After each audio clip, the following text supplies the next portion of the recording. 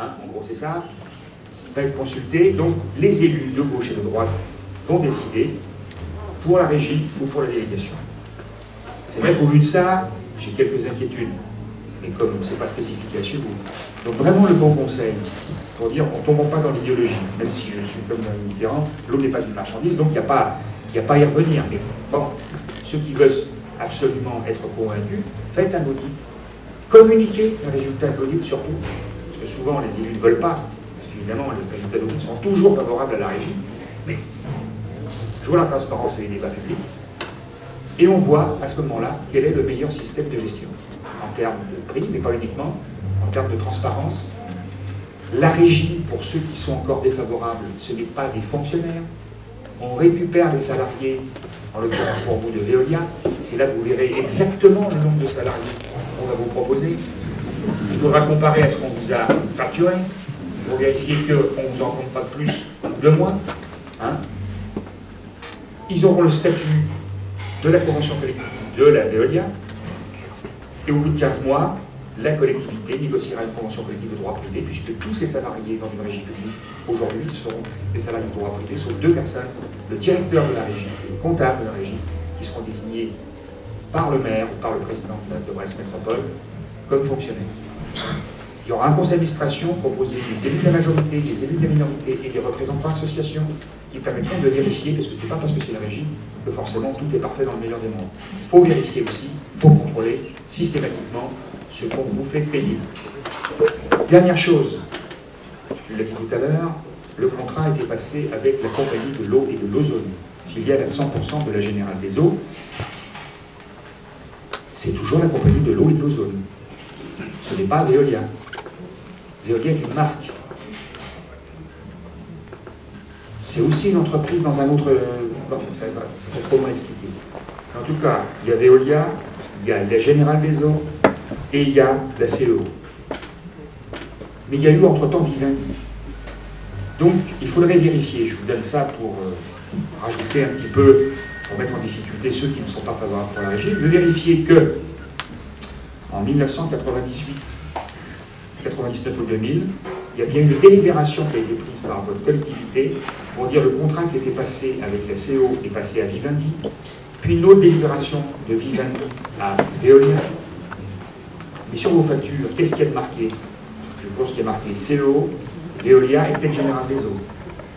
Donc la dernière fois que j'ai fait ce genre de discours, c'était en Corse, avec mon ami Patrick Dufault-de-la-Motte, et on a invité les habitants corses, tout est à Veolia, enfin c'est pas Veolia, c'est avec Kirnolia, ils ont corcisé le nom. J'ai invité les Corses à ne pas payer la facture tant qu'ils ne savent pas à qui ils doivent la payer. Donc peut-être si vous êtes dans le même cas, peut-être que je vous invite à peu le faire pareil, quoi. Jamais refuser à mettre ça sur un compte bloqué. Hein. Vous n'êtes pas malhonnête. Il faudrait comprendre un petit peu à qui vous devez payer, parce que la société, elle a quand même beaucoup changé de nom. Elle est restée 145 ans avec le même nom, et après, en 5 ans, elle a changé 2 fois de nom. Hein. Et comme le contrat a été signé avec une autre société, on ne comprend plus grand-chose. Hein. J'exagère un tout petit peu, mais quand même, on est dans ce registre-là. Donc voilà, il y a des pistes. Je sais que j'ai discuté avec les représentants des associations, qu'il faut renforcer, évidemment.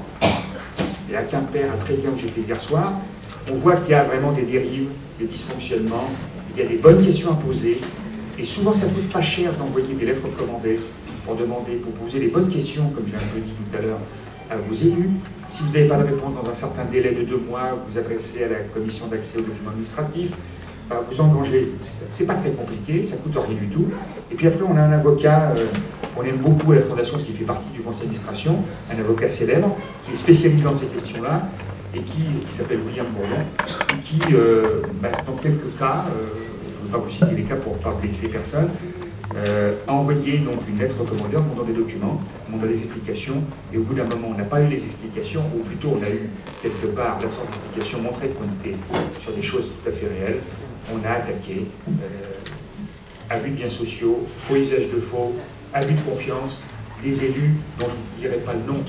Je dis, je ne veux pas taper sur gauche, droite, c'est pas ça l'intérêt, mais automatiquement, l'élu qui a succédé à celui qu'on avait attaqué a tout de suite nommé une commission arbitrale. Et cette commission arbitrale a effectivement montré le bien fondé de la demande d'une association qui s'appelle Au Secours. Et je ne vous dis pas, parce que c'est le nom de la ville derrière, je ne peux pas laisser. Mais cette personne, qui est maire et responsable d'un grand parti politique de gauche, je vous donne sur la voie, et elle-même a engagé deux responsables de ce parti qui est la même couleur politique, mais je ne vous dis pas, du maire, pour justement se diriger vers un rapport qui fera que ce parti, comme peut-être d'autres, se positionne sur le retour en régie. Eh bien, il y a eu une réaction de quelqu'un que vous connaissez qui se trouve à Lorient, qui est un grand lobbyiste de Veolia, mais qui est un grand menteur, qui s'appelle Pierre, comme la reine Victoria, et qui, lui, est numéro 3 de Veolia Environnement, représentant du Cercle Français de l'Eau, qui est une association de collectivités locales. C'est pas un maire, délégué permanent de ce Cercle Français de l'Eau, alors qu'il est salarié permanent de Veolia.